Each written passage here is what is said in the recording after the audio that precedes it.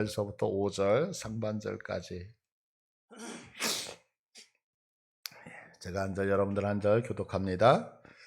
그때까지 여호와의 이름을 위하여 성전을 아직 건축하지 아니하였으므로 백성들이 산당에서 제사하며 솔로몬이 여호와를 사랑하고 그의 아버지 다윗의 법도를 행하였으나 산당에서 제사하며 분향하더라. 이에 왕이 제사하러 기브온으로 가니 거기는 산당이 큼이라. 솔로몬이 그 제단에 일천 번제를 드렸더니 밤에 여호와께서 솔로몬의 꿈에 나타나시니라. 아멘. 하나님이 이르시되 내가 내게 무엇을 줄고 너는 구하라.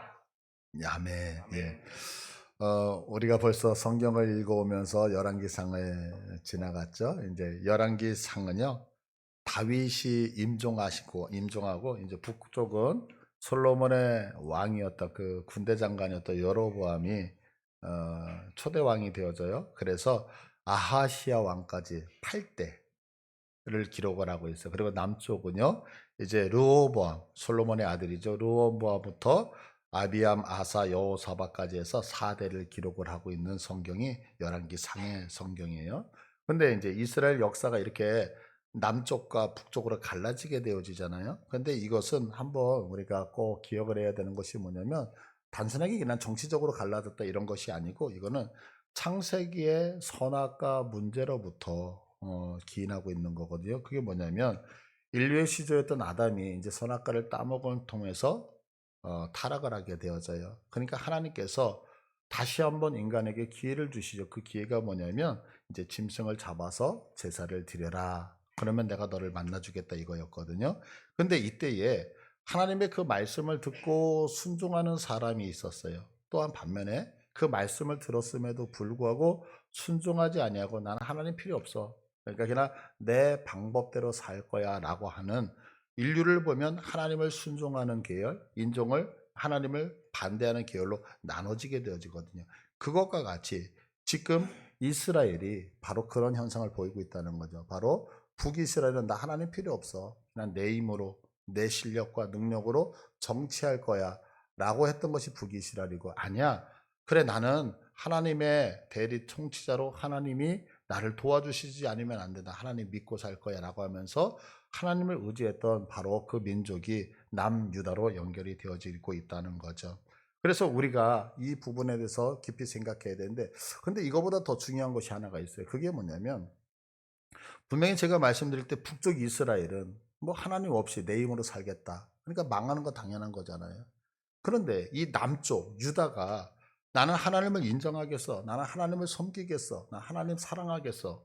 그럼에도 불구하고 결과론적으로는 망했다라고 하는 거. 이것을 우리가 한번 생각해 봐야 된다는 거죠. 오늘 우리가 읽었던 이 성경 열왕기서의 그 기록 연대는 보통 북왕조 그리고 남왕조가 모두 망했을 때라고 얘기를 해요.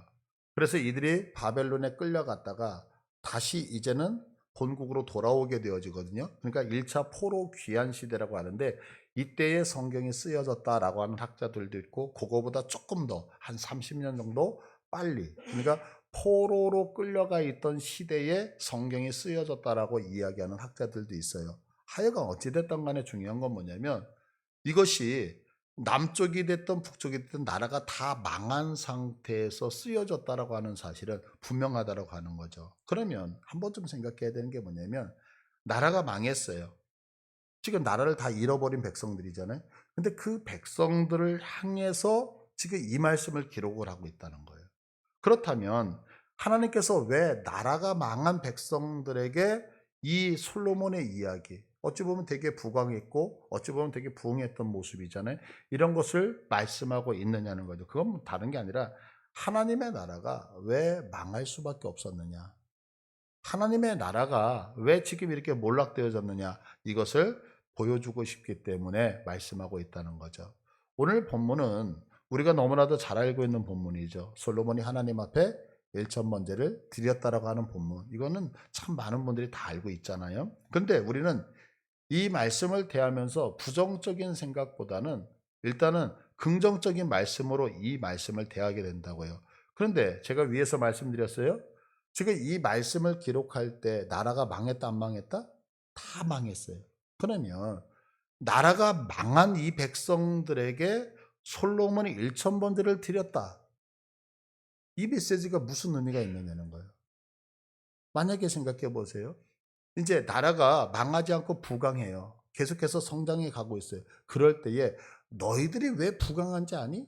바로 솔로몬이 하나님 앞에 이렇게 예배를 드렸고 이렇게 하나님을 사랑했기 때문에 너희들이 부강한 거야 라고 하면 말이 되잖아요.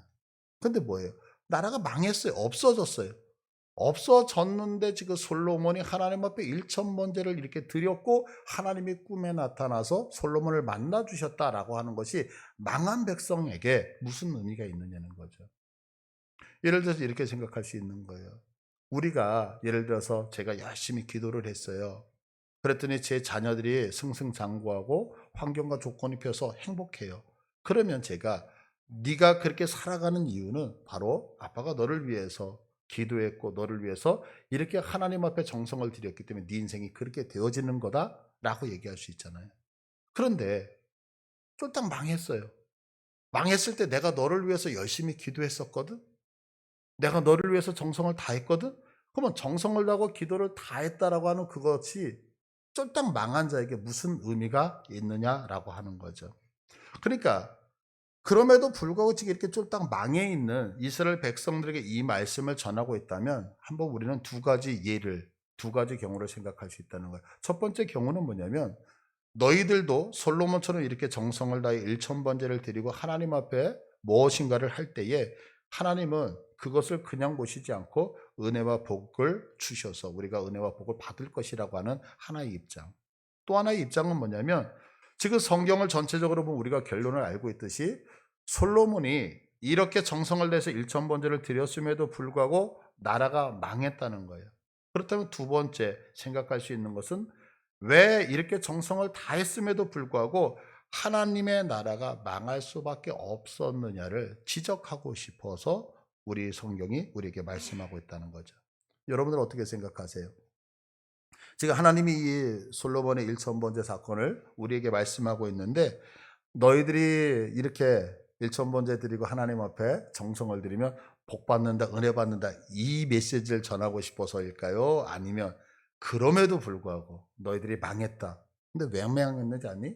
그건 바로 이런 것 때문에 망한 거야 라고 하면서 무엇인가를 지적하고 싶어서 말씀하고 있는 걸까요? 예, 저도 후자라고 생각해요. 저도 후자라고 생각해요.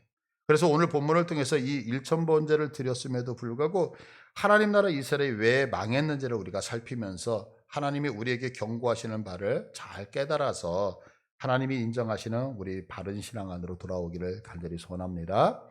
이제 오늘 본문과 동일한 사건을 병행 구절로 쓰고 있는 성경이 역대하 1장이에요. 그래서 역대하 1장 3절로 6절로 이렇게 말씀하고 있어요. 솔로몬이 온 회중과 함께 기브온 산당으로 갔으니 하나님의 회막 곧 여호와의 종 모세가 광야에서 지은 것이 거기에 있음이라. 다윗이 전에 예루살렘에서 하나님의 궤를 위하여 장막을 쳐 두었으므로 그 궤는 다윗이 이미 기랴 여아림에서부터 그것을 위하여 준비한 곳으로 내어 올렸고 옛적에 훌의 손자 우리의 아들 부살렐이 지은 놋제단은 여호와의 장막 앞에 있더라. 솔로몬이 회중과 더불어 나아가서 여호와 앞 곧 회막 앞에 있는 놋제단에 솔로몬이 이르러 그 위에 1,000마리 희생으로 번제를 드렸더라. 그러니까 오늘 병행 구절의 역대하를 보면 솔로몬이 기브온 산당으로 간 이유를 설명하는데 거기에는 무엇이 있다? 하나님의 회막이 있었기 때문에. 근데 이 하나님의 회막이 뭐냐면 솔로몬 때 만들었던 성막 있죠? 그 성막이 있었기 때문에 여길 갔다는 거예요. 그리고 두 번째는 뭐냐면 그 솔로몬 때에 지혜를 받았던 부살렐이 지은 놋제단이 그 성막 안에 있었기 때문에. 그리고 세 번째는 뭐냐면 그 놋제단에서 솔로몬이 인천번제를 드리기 위해서 갔었다라고 얘기를 해요. 그런데 이렇게 지금 말씀이 이것을 얘기하면서 그냥 마치 지난주에도 제가 잠깐 말씀드렸잖아요. 슬쩍 지나가면서 끼어들어가는 성경이 하나가 있어요. 그게 뭐냐면 4절이에요. 4절. 그래서 4절을 다시 보면 다윗이 4절 보여주세요. 다윗이 전에 예루살렘에서 하나님의 궤를 위하여 장막을 쳐 두었으므로 그 궤는 다윗이 이미 기랴 여아림에서부터 그것을 위하여 준비한 곳으로 메어 올렸고 이래요. 무슨 얘기냐면 원래 성막은 어디에 있었냐면 사무엘 시대에는 실로에 있었거든요. 근데 그 실로에 있었던 그 성막에 이스라엘 백성들이 블레셋과 싸우게 되죠. 이 싸우게 되어질 때 아벡 전투에서 싸우는데 이 전쟁에서 지게 되어져요. 그러니까 두 번째 아벡 전투가 일어날 때에 야, 우리가 왜 졌느냐? 하나님이 안 계셔서 그래. 그러니까 실로에 있는 하나님의 법궤를 가지고 와. 그래서 그 법궤가 들어와서 전쟁을 했는데 그 전쟁에서 지고 말아요.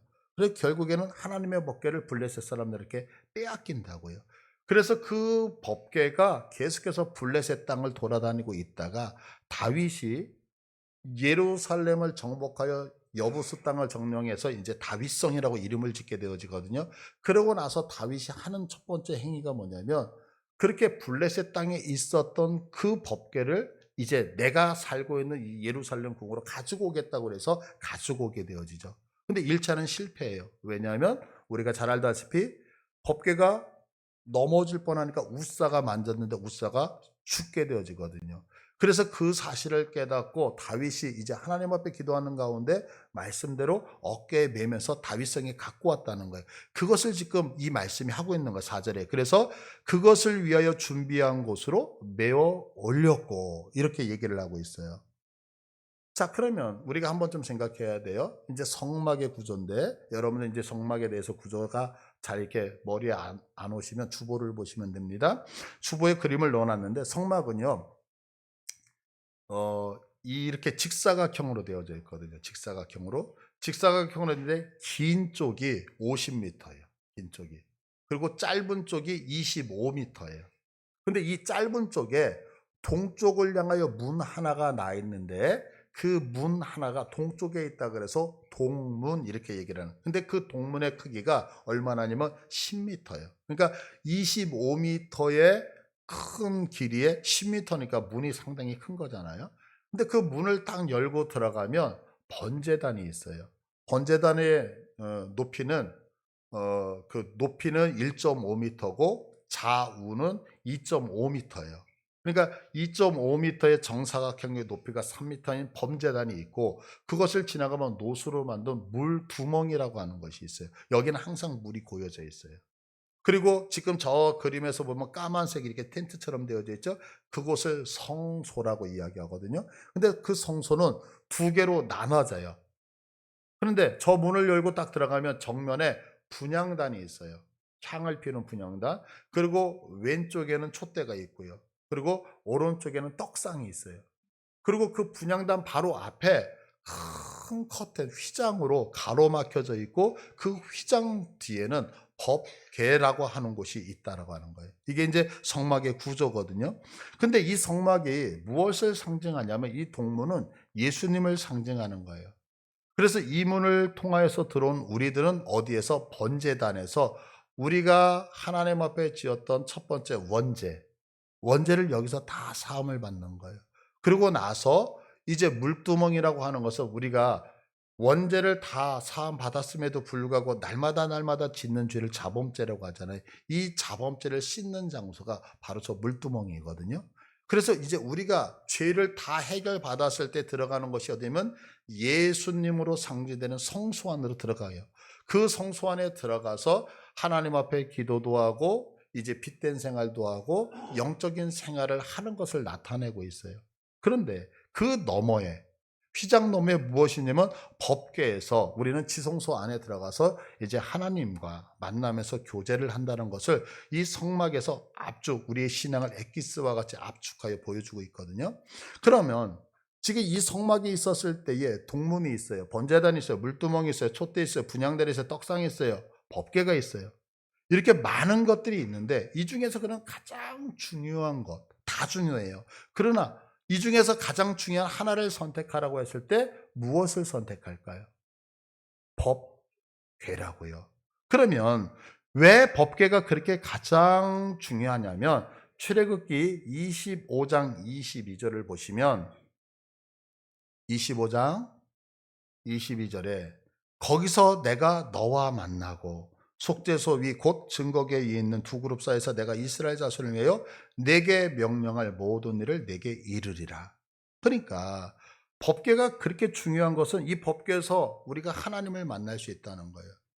이 법궤에서 하나님이 우리에게 말씀하시고 우리와 하나님께서 교제하시기 때문에 법궤는 너무너무 중요한 거예요. 그러니까 보세요.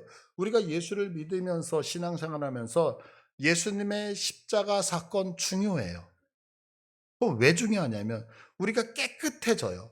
죄로 인해서 깨끗해져. 그런데 깨끗해졌다라고 하는 거에서 멈추면 의미가 없는 거죠.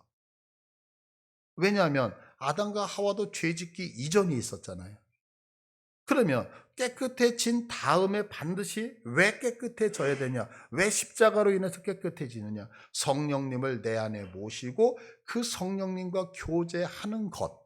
이것 때문에 우리가 깨끗해져야 되는 거거든요. 이거와 같이 내가 지금 동문을 통과하고 번제도 통과하고 물두멍을 통과해서 다 하는데 내가 하나님을 못 만난다라고 한다면 의미가 있을까요? 없을까요? 없는 거예요. 그러니까 신앙에서 가장 중요한 것은 법궤가 너무너무 중요해요. 왜? 하나님을 만나고 하나님의 음성을 듣는 장소가 법궤이기 때문에. 그런데 이 법궤에서 우리가 하나님을 만나고 하나님의 음성을 듣는데 어떻게 듣느냐는 거죠. 그것을 사무엘하 6장 2절은 이렇게 말씀하고 있어요. 다윗이 일어나 자기와 함께 있는 모든 사람과 더불어 바알레 유다로 가서 거기서 하나님의 궤를 메어 오려 하니 그 궤는 그룹들 사이에 자정하신 만군의 여호와의 이름으로 불리는 것이다. 그래요. 지금 하나님의 궤를 뭐라고 하냐면 만군의 여호와의 이름으로 불리는 것 그래요.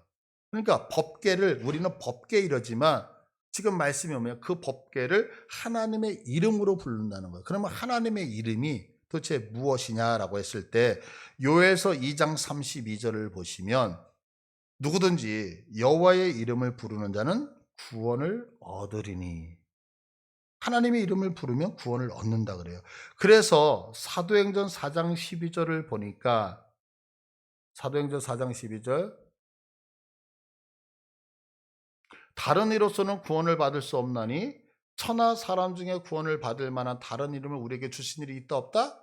없더라. 그러면 우리를 구원하기 위해서 주신 이름이 뭐예요? 예수. 그래서 마태복음 1장 21절은 아들을 낳으리니 이름을 예수라 하나 이는 그가 자기 백성을 그들의 죄에서 구원할 자이심이라 라고 말씀하고 있어요. 믿으십니까? 자, 그래서 정리하면 예수라고 하는 이름은 우리를 구원할 유일한 이름이에요. 비슷하다고 해서 해수가 구원하는 거 아니에요? 우리를 구원할 분은 누구밖에 없다고요? 예수밖에 없어요. 해수가 아니라 예수예요, 예수. 자, 그런데 이 예수라는 이름은 누구의 이름이라 그랬어요? 성부 하나님의 이름이었어요. 그리고 이 예수라는 이름은 바로 성막에 있었던 법궤의 이름이다 이렇게 말씀하고 있어요. 그러니까 우리가 이 법궤에서 하나님을 만나고 이 법궤에서 하나님의 음성을 들을 수 있는 이유는 무엇 때문이요? 바로 예수님 때문이라고 얘기하는 거예요. 그러니까 성막에서 이 예수님 때문에 하나님을 만날 수 있는 거예요. 성막에서 예수님 때문에 하나님의 음성을 우리가 들을 수 있는 거예요. 자, 그러면 이제 다시 본문으로 가서 지금 솔로몬이 기브온 산당에 가서 일천번제를 드렸잖아요. 근데 드렸을 때 왜 드렸냐면 거기에 하나님의 회막이 있었어요. 그리고 그곳에 부살렐이 지었던 여호와의 장막에 그 놋제단이 있었어요. 그래서 그 놋제단에서 지금 제사를 드리기 위해서 갔다는 거예요. 그런데 그 회막에는 지금 무엇이 빠져 있어요? 예수로 명명되지는 하나님의 법궤가 없다. 이것이 지금 오늘 본문이 우리에게 고발하고 있는 거예요. 오늘 이것을 신약 시대로 이야기하면 우리 식으로 하면 우리가 예배 드리고 있잖아요. 우리 마음껏 지금 찬양했잖아요. 찬송이 있어요. 기도도 있어요. 지금 하나님의 말씀인 설교도 하면서 말씀도 있어요. 교제도 있어요. 사랑도 있어요. 그래서 교회가 너무너무 좋은 것 같은데 우리의 예배 안에 무엇이 빠져 있더라? 예수가 빠져 있더라. 이걸 고발하고. 그러니까 결국 솔로몬이 1,000번제를 드렸음에도 불구하고 이 하나님의 나라가 결국에 왜 망했느냐? 그거는 바로 예배 안에 제사 안에 형식만 있고 무엇이 없어요? 내용인 예수가 빠져 있었기 때문이다라고 오늘 말씀은 우리에게 경고하고 있는 거죠. 그러면 생각해 보세요. 솔로몬이 하나님을 사랑했을까요? 안 사랑했을까요? 사랑했어요. 그러면 왜 솔로몬이 분명히 하나님을 사랑했음에도 불구하고 법궤가 없는 곳에서 제사를 드렸느냐는 거예요. 우리식으로 얘기하면 여러분들 우리 하나님 사랑해요? 안 사랑해요? 우리 하나님 너무너무 사랑하잖아요. 근데 하나님을 사랑하는 우리들이 왜 예수님 없이 신앙생활을 하고 하나님을 사랑하는 우리들이 왜 예수님 없이 예배를 드리느냐라고 하는 거죠. 그것은 신앙생활을 하면서 우리가 말씀을 따라 행하는 것이 아니고 우리의 생각을 따라서 행하기 때문에 그래요. 왜 우리가 하나님을 사랑함에도 불구하고 우리 안에 예수가 빠져버리냐면 무엇 때문에? 말씀을 따라 신앙생활을 하는 것이 아니고 우리의 감정, 우리의 생각을 따라서 믿음의 생활을 하고 있기 때문에 그렇다는 거예요. 사람에게는 누구나 신에 대한 의식이 내포되어져 있어요. 신에 대해서 내가 믿고 안 믿고를 떠나서 어떤 신을 찾고자 하는 갈망이 있다는 거죠. 그건 왜 그러냐면 하나님이 우리 인간을 만드셨을 때 하나님의 형상대로 만들었거든요. 그러다 보니까 하나님을 부정하는 사람이든 하나님을 믿으려고 하는 사람이든 모든 사람에게는 다 종교성이라고 하는 것이 있죠. 그러다 보니까 어때요? 여러분들 옛날 토굴이나 이런 데 가면 나름대로 이렇게 제사를 드리고 그러는 그림들이 다 있잖아요. 왜냐면 인간 본능 안에 포함되어 있는 신에 대한 그 갈망이거든요. 그래서 나름의 신을 만들어요. 근데 고대 사람들은 이 지구를 어떻게 생각하냐면 둥그렇다고 생각하지 않았거든요. 평평하다고 생각을 했어요. 평평한데 이 평평한 지구 위에 우리가 다 지금 사람이 살고 있어요. 그러면 신은 나보다 능력이 많아야 돼요? 능력이 없어야 돼요? 많아요. 근데 그 능력이 많은 그 신이 이 평평한 이 땅에 나하고 동등한 땅을 밟고 산다는 것이 그들에게 이해가 되지 않았던 거예요. 그러면 나보다 실력이 있고 능력이 많고 그 신은 어디에 사냐? 나보다 조금 더 높은 곳에 살겠지. 그래서 신들은 어디에 산다고 생각했느냐면 우리는 평지에 살지만 신들은 높은 곳. 그럼 높은 곳이 어디예요? 산. 그래서 신들은 다 산에 있다고 생각을 하는 거예요. 또한 다 그 동네가 이렇게 그냥 완전히 평평해요. 그럼 어떻게 해요? 언덕을 쌓는 거예요. 그래서 여러분들 그 고대의 어떤 지구라이트나 이런 거 보면 사막 같은 데 높은 빌딩 같은 걸 지어놨죠. 높게 만들었죠. 제단을. 그 왜 제단을 높게 만드냐면 인간보다 하여간 높은 곳에 누가 존재한다? 신이 존재한다고 생각을 했던 거예요. 그러다 보니까 오늘 본문 2절을 보시면 본문 2절에 이런 표현을 하죠. 그때까지 여호와의 이름을 위하여 성전을 아직 건축하지 아니하였으면 백성들이 어디에? 산당에, 산에다가 높은 곳에다가 제사를 드렸다 이래요. 또 3절도 마찬가지요. 3절 하반절을 보시면 산당에서 제사하며 분향하였더라. 왜요? 신은 높은 곳에 있다라고 생각을 했기 때문에 그래요. 그런데 솔로몬이 이렇게 산당에서 제사를 드리는 이유에 대해서 2절을 다시 한번 보시면 이렇게 말씀하고 있어요. 그때까지 여호와의 이름을 위하여 성전을 아직 건축하지 아니했기 때문에 나는 산당에서 제사를 드립니다. 이렇게 설명해요. 근데 이 말이 맞는 것 같아요. 옳은 것 같아요. 그건 절대 아니에요. 왜냐하면 이 말은 변명이거든요. 성경은 우리들에게 분명하게 말씀하고 있어요. 신명기 12장 13절 14절을 한번 보세요. 너는 삼가서 내게 보이는 아무 곳에서나 번제를 드리지 말고 그래요. 번제는 아무 곳에서나 드리는 게 아니에요. 이 얘기는 오늘식으로 얘기하면 예배는 아무 곳에서나 드리는 게 아니에요. 이거 믿으세요? 두 번째로 14절을 보시면 오직 너희의 한 지파 중에 여호와께서 택하실 그곳에서 번제를 드리고 또 내가 내게 명령하는 모든 것을 거기서 행할지니라. 아까 13절에서 아무 곳에서나 번제를 드리고 오직 너희 한 지파 중에서, 한 지파라고 하는 얘기는 뭐냐면 예수님이 나오실 유다 지파를 얘기하는 거예요. 그리고 14절에 너희는 이 여호와께서 택하실 그곳에서 번제를 드리는 거예요. 그곳. 그러면 그곳이 어디냐면 예수님이 십자가에서 돌아가셔야 되는 그 자리에서만 번제를 드려야 된다는. 그래서 우리가 지난주에 말씀을 보면서 지난주에 전했던 경우 그 장소가 어디예요? 이 장소가 아브라함이 이삭을 바쳤던 모리아산. 그리고 이 장소가 여부소 사람 아라우나의 타작 마당이었죠. 이 장소가 앞으로 솔로몬이 성전을 지어서 세울 그 장소. 그리고 이 장소가 바로 예수님이 십자가에 못 박혀 돌아가시는 골고다 언덕이라고 딱 성경은 지정하고 있어요. 그 위치가 한 번도 바뀌지 않았어요. 그러니까 성경은 아주 분명하게 우리들에게 범죄를 드릴 장소를 이렇게 딱 지정해 버렸다고요. 그러면 생각해 보자고요. 하나님은 사랑의 하나님이잖아요. 우리에게 자유를 허락하시잖아요.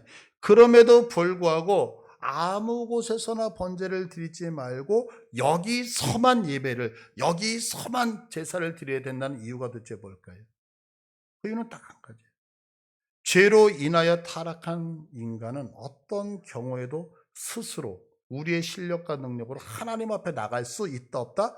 없기 때문에 그런 거예요. 이거 믿으십니까? 내가 여기서도 예배를 드리고 저기서도 예배를 드린다는 것은 뭐냐면 예배를 드린다는 하나님을 만난다는 얘기잖아요. 그러니까 내가 여기서 예배드려도 하나님 만날 수 있고 저기서 드려도 하나님 만날 수 있다. 그러면 주권을 누가 쥐고 있어요? 내가. 하나님은 그걸 허락하지 않으셨다고요. 하나님은 우리에게 분명하게 너를 구원할 그분은 오직 누구밖에 없더라? 예수. 예수 외에는 구원자가 없는 거예요. 너를 구원한 그 장소, 하나님을 만나는 그 장소는 내가 예배한 그 장소 외에는 있더라 없더라? 없더라. 여러분들 이거 깨달으시길 바라요. 그러니까 예배를 내 임의적으로 아이고 하나님이 뭐 우리 양희만 교회만 계시나요? 그래서 여러분들이 특별히 내 사정에 의해서 예배를 드리는 것, 그건 사실은 바른 신앙이 아니다라고 성경 분명히. 왜? 하나님을 만나는 방법은 우리들의 자의가 아니라 하나님의 방법으로만 만나기 때문에 이 사실을 믿으셔요. 그런데 지금 솔로몬은 성전이 아직 건축되지 않아서 내가 산당에서 예배를 드릴 제사를 드릴 수밖에 없다고 변명하고 있어요. 이것이 우리가 신앙생활하면서 가장 조심해야 되는 거죠. 뭐냐면 신앙이라고 하는 것은 말씀을 기준으로 해야 된다는 거예요. 근데 우리들이 말씀대로 신앙생활을 하지 않으면 나타나는 것이 뭐냐면 변명이에요. 핑계예요. 핑계예요. 여러분들, 제가 이제 여러분들한테 이런 질문을 던지는 거예요. 우리 권사님, 왜 이렇게 기도 생활 못 하시죠? 죄송합니다. 이런 분 거의 없어요. 집사님, 요즘 왜 이렇게 신앙생활 제대로 못 하세요? 반드시 이유가 있어요. 이유가 있어요. 근데 성경은 그 이유를 알아요. 알지만 용납한다, 용납하지 않는다? 용납하지 않는다는 게 신앙이라는 거죠. 왜냐하면 신앙은 법이기 때문에 그래요. 법. 여러분들, 너무너무 배가 고파가지고 도둑질을 했어요. 그러면 우리가 그 사람을 동정할 수 있어요, 없어요? 그러나 죄 없다고 이야기할 수는 없는 거예요. 여러분들이 기도 못할 수 있는 배경이 있어요. 저 충분히 알아요. 그러나 지옥 가는 거예요. 우리가 신앙생활할 때 못할 이유와 사정이 있어요. 그러나 어찌됐든 예수를 안 믿으면 지옥 가는 거예요. 이건 어쩔 수 없는 거예요. 이게 무서운 거죠. 그러니까 우리가 말씀대로 신앙을 하지 않으면 나타나는 것이 뭐냐면 변명이죠. 왜냐하면 어떻게든 내가 주장하는 바를 합리화시켜야 되기 때문에 나타나는 현상이거든요. 근데 지금 솔로몬은 말씀대로 행하지 않았어요. 자신이 나름대로 생각하는 신관에 의해서 제사 드리는 장소를 임의적으로 정했다는 거예요. 그러니까 바로 솔로몬이 분명히 하나님을 사랑함에도 불구하고 법궤가 없는 곳에서 제사를 왜 드렸느냐면 그의 신앙생활의 기준이 말씀이 아니고 그의 생각이었기 때문에 그렇다는 거예요. 왜 우리들이 하나님을 사랑하면서도 우리 안에 예수 없이 살아가냐면, 우리가 하나님을 사랑하면서도 왜 이 예배 안에 예수 없이 예배를 드릴 수 있느냐면 그것은 다른 것이 아니고 말씀대로 가는 게 아니라 우리의 감정과 우리의 생각대로 예배를 생활을 하기 때문에 그렇다는 거죠. 이스라엘의 왕들을 보면은요, 하나님께서 악하다라고 평가하는 왕이 있고 선하다라고 평가하는 왕이 있어요. 그런데 이런 왕들을 보면 한 가지 특징이 있어요. 그게 뭐냐면 여러분들, 우리가 생각할 때 어떤 왕이 착하고 어떤 왕이 악할 거라고 생각하세요? 뭐 윤리와 도덕적으로. 근데 성경은 그렇게 말씀하지 않아요. 성경은 언제나 그들을 평가할 때에 하나님의 말씀을 따랐던 왕들은 선하다. 하나님의 말씀을 따르지 아니하면 악하다라고 평가해요. 그러니까 하나님의 좋은 평가, 선하다는 평가를 받았던 왕 중에 하나가 히스기야 왕이었거든요. 근데 이 히스기야 왕을 하나님께서 어떻게 평가하시냐면 열왕기하 18장 3절을 보세요. 히스기야가 그의 조상 다윗의 모든 행위와 같이 여호와께서 보시기에 정직하게 하여, 지금 긍정적으로 평가하고 있잖아요. 근데 그 이유가 뭐냐면 4절을 보면 그가 여러 산당들을 제거하며 주상을 깨뜨리며 아세라 목상을 찍으며 이래요. 산당들을 제거하고 주상을 깨뜨리며 아세라 목상을 찍었기 때문에. 이거 좋은 일이에요. 분명히 맞아요. 그러나 조금 더 정확하게 이야기하면 히스기야 왕이 이 행동을 했기 때문이 아니라 이 행동이 뭐냐면 이 행동은 하나님께서 모세에게 명령하셨던 명령이었거든요. 민수기 35장 51절을 볼게요. 민수기 35장 51절 다 같이 우리 읽습니다. 이스라엘 자손에게 말하여 그들에게 이르라 너희가 요단강을 건너 가나안 땅에 들어가거든. 52절 그 땅에 그 새긴 석상과 구원받은 우상을 다 깨뜨리며 산당을 헐고. 아멘. 지금 뭐하라 그래요? 너희가 가나안 땅에 들어간다면 산당을 헐고 새긴 우상과 만든 우상 다 깨뜨리라. 그런데 지금 히스기야가 어떻게 했어요? 히스기야가 그 말씀대로 행했다는 거예요. 그래서 성경은 히스기야를 뭐라고요? 그가 정직히 행하며. 또 이뿐만이 유대의 16대 왕이었던 요시야 왕도 동일한 평가를 받거든요. 역대하 34장 2절 3절을 보시면 이렇게 말씀하고 있어요. 여호와 보시기에 정직하게 행하여. 성경 넘겨주세요. 여호와 보시기에 정직하게 행하여 이렇게 말씀해요. 그런데 정직하게 행한 기준이 뭐냐면 3절에 보시면 하반절을 봐보세요. 하반절에 보시면 그 산당들과 아세라 목상들과 아로 새긴 우상들과 부어 만든 우상들을 제거하여 버리매. 그러니까 그가 윤리적으로 도덕적으로 착하게 살았기 때문에 정직했다 이렇게 평가하지 않아요. 성경은요. 여러분 생각해 보세요. 산당 부시는 거, 우리 식으로 얘기하면 어떤 불상을 부시는 거, 그거 뭐 우리 인생에 뭐가 그렇게 대단해요. 그런데 하나님은 이것을 보시고 우리를 평가하신단 말이에요. 왜요? 명령하셨기 때문에. 그러나 솔로몬이 드렸던 제사를 보면 두 가지 특징을 가지고 있어요. 솔로몬의 제사를 보면 그게 뭐냐면 첫째는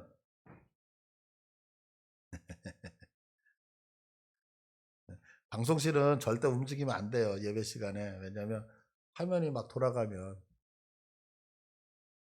솔로몬이 드렸던 제사를 보면 두 가지 특징이 있어요. 첫째는 뭐냐면 제물의 양이 많다는 거예요. 두 번째 특징은 뭐냐면 그 장소가 넓다는 거예요. 그래서 오늘 본문만 보더라도 제물이 몇 마리였어요? 1,000마리, 1,000번째 1,000마리였어요. 또한 성전을 다 지었어요. 그리고 하나님 앞에 봉헌식을 낙성식을 할 때 제물을 보면 열왕기상 8장 63절에 이렇게 말씀하죠. 자, 열왕기상 8장 63절에 솔로몬이 화목제의 희생제물을 드렸으니 곧 여호와께서 드린 소가 22,000마리요 양이 12만 마리요.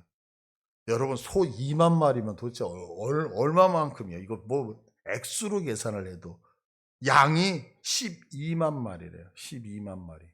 어마어마한 거잖아요. 어마어마한 거죠. 그렇죠? 그리고 장소를 보면 오늘 본문에 기브온 산당을 선택한 이유에 대해서 그 장소가 뭐여서 크기 때문이라고 얘기해요. 그런데 또한 성전 봉헌식을 하는 열왕기상 8장 64절을 봐보세요. 그날에 왕이 여호와의 성전 앞들 가운데를 거룩히 구별하고 거기서 번제와 소제와 감사제물의 기름을 드렸는데 이는 여호와의 앞 놋 제단이 작았으므로. 작아서 어떻게 지금 여기 단에서 드려야 되는데 이게 작아서 이 앞에를 거룩하게 해서 제물을 드렸다라고 말씀하고요. 그러니까 솔로몬 제사의 특징을 보면 그 수, 넓이를 강조해요. 무슨 일? 결국은 나의 정성, 나의 수고, 나의 노력이 부각되고 있다는 거예요. 우리는 인생을 살아가면서 이제 특히 우리 한국 사람들은 알게 모르게 이 숫자의 지배를 받게 되어져 있죠. 그래서 우리는 2등보다는 1등이 좋아요. 우리는 2등하면 절대로 꼴찌한 거가 똑같아. 우리는 금메달 못 따면 은메달 별로 이렇게 환영하지 않아. 동메달 쳐다도 안 봐. 그렇잖아요. 알게 모르게 지배당하잖아요. 한 명보다 10명. 그래서 목회할 때도 마찬가지잖아요. 10명 성도 드리고 목회하는 거나 100명 드리고 하나, 하나님의 평가는 어째? 우리 사람의 평가는 10명은 능력이 없는 거고 20명은 그보다 능력이 많은 거고 100명이면 더 능력 많은 거고 이렇게 나름대로 평가를 한단 말이에요. 그래서 솔로몬이 드린 1천 번제 딱 그러면 벌써 이 1천 번제, 1000마리의 번제에 주눅이 들어버려요. 그래서 솔로몬의 1천 번제 엄청 좋은 거구나. 일단 이렇게 생각하잖아요. 왜? 왕창 드렸으니까요. 근데 생각해 보세요. 번제라는 단어. 제사는 5가지가 있잖아요. 번제, 소제, 화목제, 속제제, 속건제 5가지의 제사가 있어요. 근데 지금 솔로몬이 드린 이 제사는 뭐예요? 번제예요. 번제. 그럼 번제라고 하는 것은 완전히 각을 띄워서 다 태우기 때문에 남으면 돼요? 안 돼요? 안 돼요. 그것을 통하여서 우리가 하나님 앞에 모든 죄를 다 깨끗하게 태운다라고 하는 의미가 포함되어져 있거든요. 그러면 이 번제에서 가장 중요한 것이 뭐냐면 레위기서 1장 4절을 보시면 그는 번제머리에 안수할지니 왜? 그를 위하여 기쁘게 받으심이 되어 그를 위하여 속죄가 될 것이다. 그러니까 번제에서 가장 중요한 것은 뭐냐면 내가 안수를 하여서 나의 죄가 전가되어 이 번제를 드려서 내 죄가 용서함을 받았느냐 못 받았느냐가 중요하다는 거예요. 다시 한번 설명할게요. 번제에서 가장 중요한 것은 네가 얼마나 많은 양의 번제를 드렸느냐가 아니에요. 네가 얼마나 많은 예배를 드렸고 네가 얼마나 많은 기도를 했고 네가 얼마나 많은 헌금을 드려 이게 중요한 게 아니라 지금 번제에서 가장 중요한 건 뭐냐면 내가 하나님 앞에 이 제물을 드림을 통하여 내 죄가 속죄함을 받았느냐 안 받았느냐가 제일 중요하단 말이에요. 여러분 번제를 드렸는데 한 마리를 드려서 내 죄가 다 사함을 받아요. 1000마리를 드렸는데 내 죄가 사함을 못 받아요. 그럼 어떤 번제가 더 중요한 번제였을까요? 한 마리를 드리고도 완전히 속죄받은 것이 훨씬 더 중요하다는 거죠. 지금 솔로몬이 분명히 하나님을 사랑하는 사람에도 불구하고 법궤가 없는 곳에서 제사를 드렸던 이유가 뭐냐면 하나님을 사랑한다고 하면서 예수님 없이 신앙생활하고 예배를 드렸던 이유가 무엇이냐면 이 이 화려함 속에 속고 있었다는 거예요. 즉 나의 정성만 있으면 되는 오해와 착각이 그의 신앙을 지배했단 말이에요. 내 죄가 사함받았다 사함받지 않았다 여기엔 관심이 없고 내가 얼마나 많은 양으로 드렸느냐 드리지 않았느냐. 그래서 1000마리를 드리면 한 마리를 드린 사람보다 내가 더 잘된 예배를 드렸을 거라고 착각하는 것. 내가 2만 마리를 드리고 12만 마리를 드리면 내가 1시간을 기도하는 것보다 훨씬 더 그것이 하나님 앞에 상달되지 않을까라고 생각했던 것. 이게 속고 있었다는 거예요. 성경이 나라가 망한 이스라엘 백성들에게 솔로몬의 1000번제 사건을 전하면서 주고 싶은 메시지가 바로 이것이라고 하는 거예요. 여러분, 우리의 신앙에서 하나님의 말씀이 우리를 인도하지 않잖아요? 우리의 감성이, 우리의 신앙을 인도하면 그 신앙 안에는 반드시 빠지는 게 있어요. 예수가 사라져버려요. 예수가 사라져버리고 나의 자랑만이 예배 안에 들어간다. 나의 그 모습만, 드러내고 싶어하는 것만이 우리의 신앙 안에 자리 잡게 되어진다고요. 그러면 나의 자랑만 있고 예수가 빠져있는 그의 인생, 나의 자랑만 있고 예수가 빠져있는 그 예배 어떻게 되어질까요? 결국에는 멸망당하고 말더라 라고 하는 게 오늘의 메시지인 거예요. 여러분 지금 예수님이 어디에 계십니까? 지금 우리의 이 예배 안에 예수님이 계십니까? 그러면 우리의 예배가 조금 부족해도 화려하지 않아도 이 예배는 성공된 예배일 것이고 이 예배가 아무리 화려할지라도 이 안에 주인공 되신 예수님이 빠져버린다면 우리의 예배는 우리의 인생은 실패하고 만다는 거 명심하시기를 바라요. 예수님을 우리의 중심에 모시기를 축복합니다. 우리 이 시간에 하나님 앞에 기도하기 원합니다. 여러분, 오늘 들으신 말씀, 하나님께서 말씀하신 것들이 여러분에게 있는 줄 압니다. 지금 우리의 삶의 주인 되시는 예수님은 어디에 계시는지요? 그 예수님 없이 혹시 인생을 살아가고 있지는 않은지요? 그 예수님 없이 혹시 이 예배를 지금 드리고 있는 것은 아닌지요? 이 시간 주님의 음성을, 말씀을 생각하면서 주님의 이름 부르고 다 같이 기도하겠습니다. 주님, 그렇습니다. 내가 이 시간에 하나님 앞에 예배를 드리고 있습니다. 주님을 사랑한다고 하면서 주님 앞에서 살고 있습니다. 그런데 내 인생 속에 하나님, 주님이 없는 그런 인생, 예수 그리스도께서 없는, 예수 그리스도는 빠져있는 신앙의 생활, 또한 하나님의 인생을 살아가고 있는 내 모습은 있지 않은지요? 주님, 이 시간에 돌아보게 하시니 너무너무 감사합니다. 어떤 경우에도 이 사실을 잃어버리지 않는 저희 되게 하여 주시옵소서. 화려함을 쫓아가는 미련한 자들 되지 아니하기를 원합니다. 우리의 정성, 누군가가 쳐다보는 와 대단하다, 멋있다라고 하는 칭찬의 소리에 빠져서 하나님, 내용 없는 정말로 그런 믿음의 생활하는 미련한 자들 되지 아니할 수 있도록 도와주시니 감사를 드립니다. 주님, 조금은 부족해 보일지라도, 조금은 연약해 보일지라도 우리들의 중심에 예수님만을 모시고 살아가는 삶이 되게 하여 주시고, 예수님만을 모시고 예배드리는 이 시간 되어줄 수 있도록 성령 하나님 도와주옵소서. 그래서 정말로 하나님, 내 인생 다할 때까지 정말로 주님과 동행함을 통하여서 주님의 칭찬 안에서 성공했다라고, 말씀대로 따라왔기 때문에 내가 잘했다라고 칭찬받은 우리 사랑하는 성도와 제가 되어줄 수만 있도록 하나님 도와주옵소서. 이 사실 힘들어도 어려워도 각오하고 하나님을 이렇게 생활하게 하여 주시옵소서. 그렇습니다. 하나님, 오늘 말씀을 통하여 우리에게 말씀하여 주시니 감사를 드립니다. 주님, 우리는 솔로몬이 실수했던 것과 같이 이러한 모습의 믿음의 생활, 이러한 인생을 살아가고 있지는 않은지요? 세상의 사람들이 우리의 인생을 보면서 와 멋있다라고 하기 때문에 그 안에 예수님 없이 살아가고 있는 것은 아닌지요? 세상의 사람들에게 보여주기 위해서, 그래서 그 내용이신 예수님을 빼놓고 신앙생활을 하고 인생을 살아가고 있는 것은 아닌지요? 하나님, 그 인생의 결국은 망할 수밖에 없다는 것을 오늘 배웠습니다. 원하고 원하오니 하나님이여 세상의 사람들의 환호에 취하여서 하나님 버리는 미련한 자들 되지 않게 하여 주옵소서. 하나님, 우리들의 감정이 움직이는 것들 때문에 우리의 예배, 우리의 신앙생활에 예수님을 빼놓고 믿음의 생활하지 아니하도록 도와주옵소서.